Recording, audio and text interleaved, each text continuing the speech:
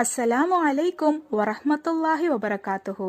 Welcome to Tamil Islamic remedy. அல்ஹம்துலில்லாஹ், ரமலான் மாதத்தின் கடைசி 10 நாட்கள்ல நாம இப்போ இருக்கோம். நம்ம எல்லாருக்கும் இந்த 10 நாட்களோட நன்மைகளை பத்தி ரொம்ப நல்லாவே தெரியும்.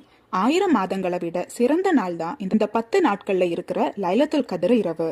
இந்த இரவு என்னைக்குன்னு நபி ஸல்லல்லாஹு அலைஹி வஸல்லம் அவர்கள் நமக்கு காட்டி தரல. ஆனா இது இந்த ரமலான் மாதத்தின் கடைசி 10 நாட்கள்ல இருக்கிற ஒரு இரவுன்னு நமக்கு கற்று தந்திருக்காங்க. இந்த லைலத்துல் கத்ர் இரவின் நன்மைகளை அல்லாஹு தஆலா எல்லா முஃமினீன்களுக்கும் கொடுக்கணும்னு நம்ம கண்டிப்பா துஆ செய்யணும். இந்த இரவோட நன்மை நமக்கு கிடைக்கணும்ன்ற துஆவோடையும் நியத்தோடையும் நம்ம அமல்களை செஞ்சோம்னா அல்லாஹு தஆலா நிச்சயமா லைலத்துல் கத்ர் இரவோட நன்மைகளை நமக்கு கொடுப்பான். இன்னையில இருந்து வர 10 நாட்களுக்கு நம்ம செய்ய வேண்டிய சிறிய அமல்களை பத்தி தான் பார்க்க போறோம். அதுல முக்கியமான ஒரு அமல் சூரா முல்கையும் சூரா சஜிதாவையும் கட்டாயமா ஓதணும். ஏன்னா இந்த சூறால நம்ம ஓதுற ஒரு ஆயத்துக்கு அல்லாஹு தஆலா 70 ஆயத்துகள் ஓதுன நன்மையை கொடுப்பான். அதே போல லைலத்துல் கத்ர் இரவோட நன்மைகளை நம்ம மனசுல வச்சுட்டு லா இலாஹா இல்லல்லாஹ் என்கின்ற இந்த தஹ்லீல ஓதணும்.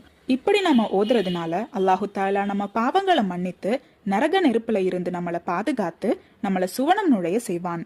லைலத்துல் கத்ர் இரவோட நன்மைகளை எதிர்பார்த்து ஓதுறவங்களுக்கு மட்டும்தான் அல்லாஹு தஆலா இந்த பாக்கியத்தை கொடுப்பான்.